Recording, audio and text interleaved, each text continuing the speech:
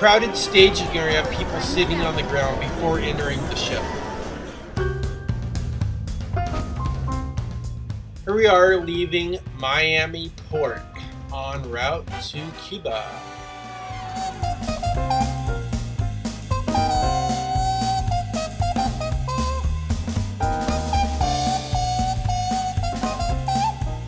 It's going to be a little bit short on this trip.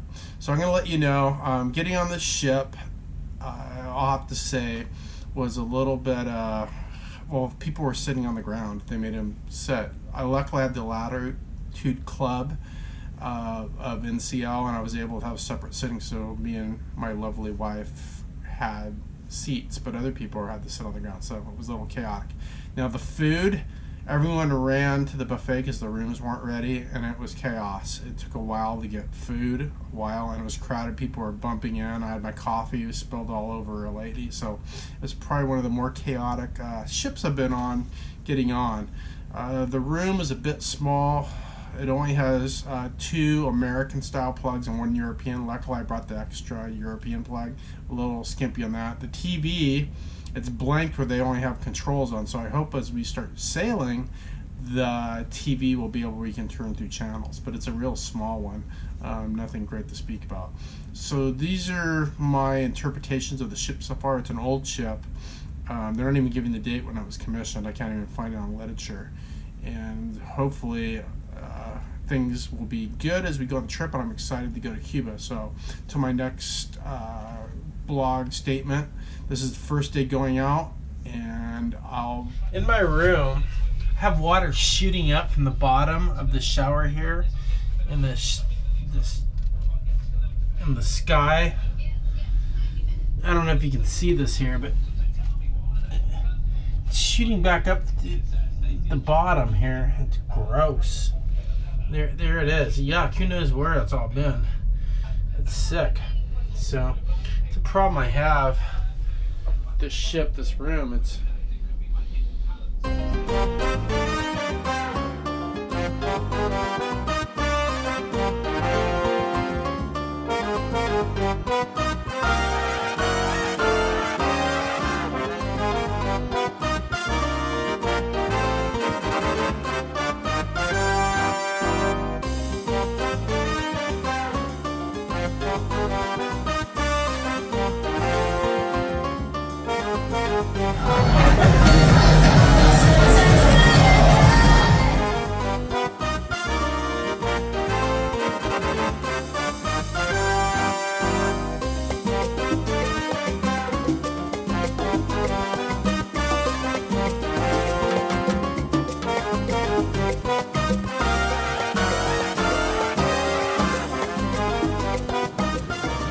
Hello, Mitch Todd in lovely Havana, Cuba!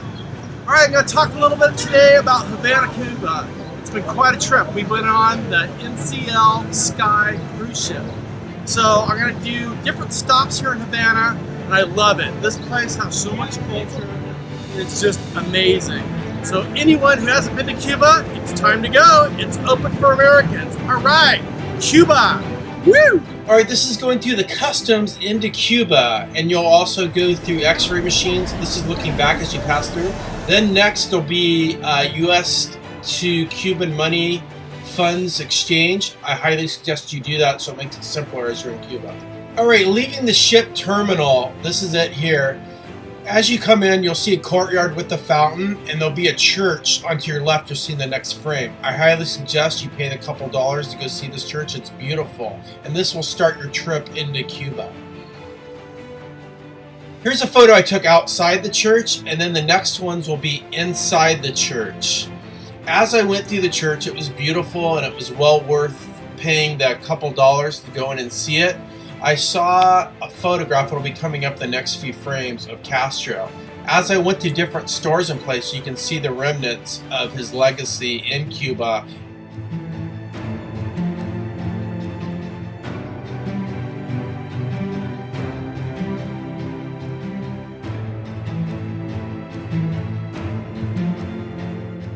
This is a higher view as you walk off the ship, what it looks like in the courtyard.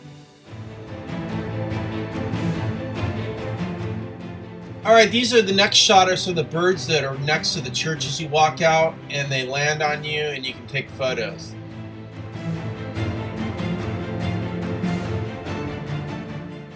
This photo is a shot of the Capitol building where they parked the old 50s cars.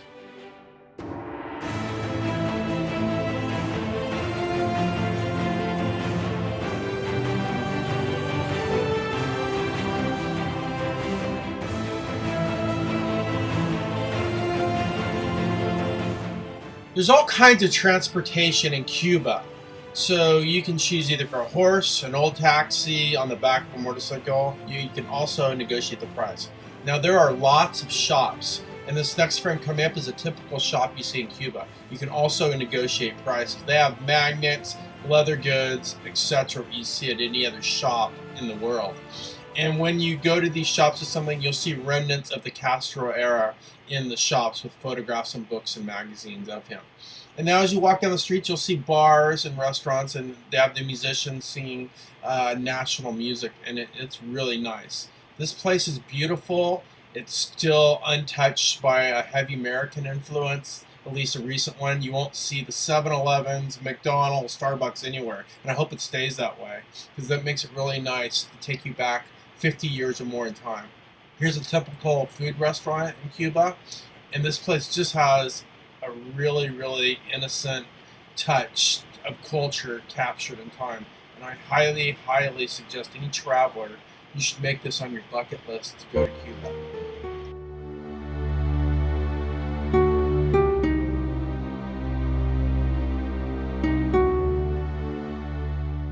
As you know, I love old cars, and this place is the ultimate. I've never seen so many 50s, 40s era American cars in one place. I've done huge car shows out here. I've never seen so many in one place. Cuba is the best place I've ever seen personally. Is many old American cars. So if you like American cars or oldie cars like I do, you must go to Cuba. And that's why I took so many photographs, as you see, of all these American legend cars when they made them the best that we've ever made them.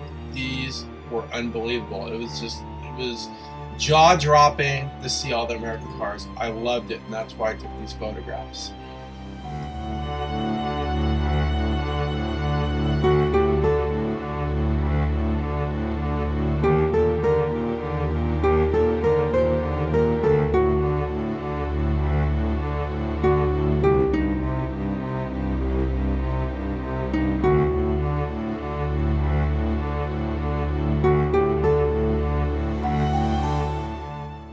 And here was a bicycle rented out. In Cuba, men are still the ruling party. So it was really nice to go back to, unlike America, where you could argue maybe women are the leading ruling party. But in Cuba, it's the old ways. So we also hired a bicycle guy to give us a little tour, which was very inexpensive.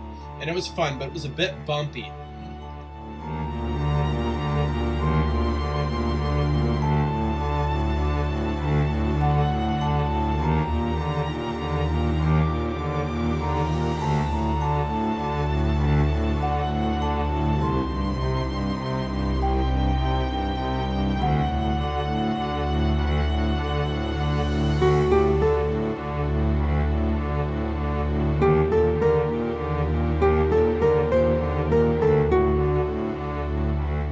Alright, coming up the next frame, we saw these odd-looking taxis. They're called the coconut taxis, and I first saw them on YouTube. And there's a lot of different opinions and stuff on the coconut taxi, but I'll have to say, for the price, which was really inexpensive, it was one of my favorite things that my wife and I did in Cuba. I think it was like $7 American to go back to our ship, and it was a blast. I highly, highly suggest you do the coconut taxi. It just puts you right out into Cuban culture, and it was extremely fun.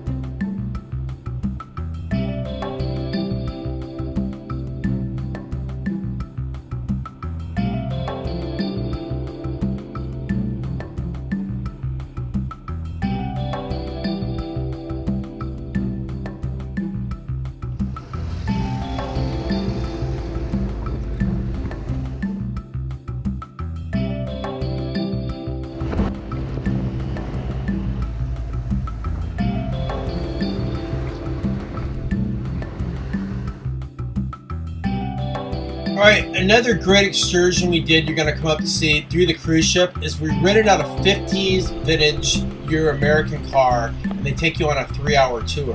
This is awesome. I'll make it short how this works though. If you book through the ship, it's very expensive. It's $300 plus for 2 of you in your cruise ship. If you book on your own, if this is only on your own, the U.S. government, as it sits now, can investigate this excursion on your record 5 years later. Are they doing it? Or I heard it just happening? No. Are people doing their own excursions? Yes. And I don't know how they can enforce it. And it may be like a lame duck rule. But as it sets legally, if you want to stick with the law, you do it through the cruise ship. But are people going outside doing that? Yes. When you see a convertible one, that's someone that did it outside the ship. The ones that I all saw through ours are all hard tops, so if you want the convertible, you got to do it outside the ship. Money-wise, you're looking at $21 to $25 roughly American per hour. If you do it through the cruise ship, again, it's like $300, $325 for a 3-hour tour. So it's awesome. You need to do it whatever route you choose to go, either through the cruise ship, which they say is the only way to do it. But that's not totally true. But if you want to stay within the United States laws, yes. But are they enforceable? Is there a lot of gray area in Cuba? Heck yeah, there is. They take American dollars, but they charge you extra for it. So they say they won't take it, but they do. They don't take checks. That's true. And I wouldn't use a credit card over there. And they say that you can't, but it's possible. But stick with cash, transfer your money over, and you can transfer it back. It's very easy. But those are a few things that may help clear up all the misinformation you get about Cuba.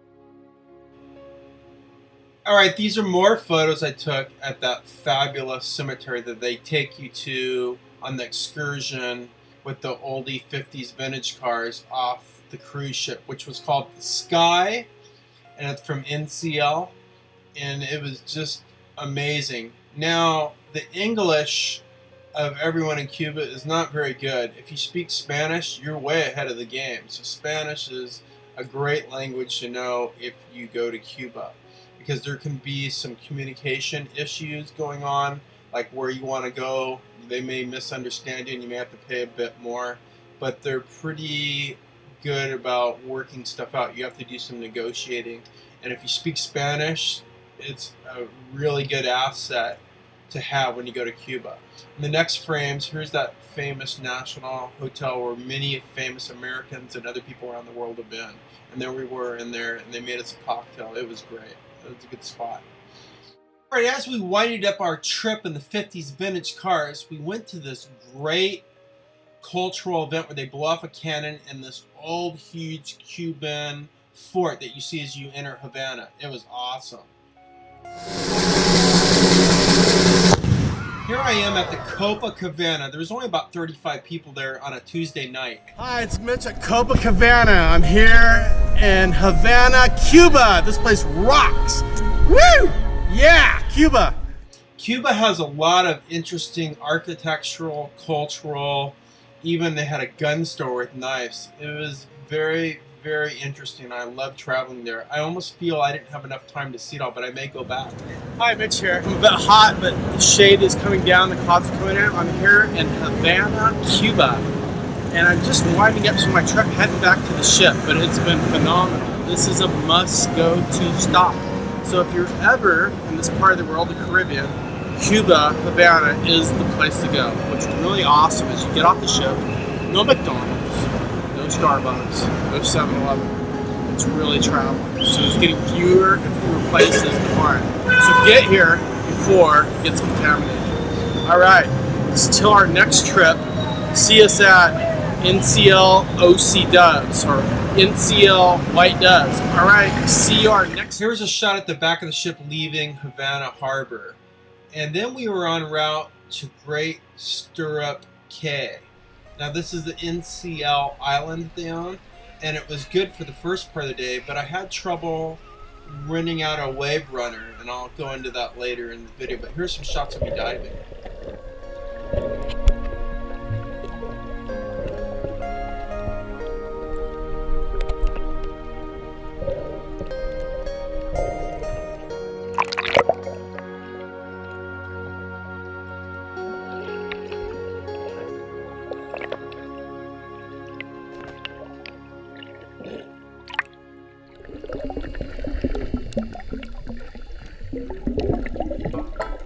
When you're diving on this island, be very careful. At certain tides, the rocks hang over, and I sliced my head. You can see me bleeding in the video.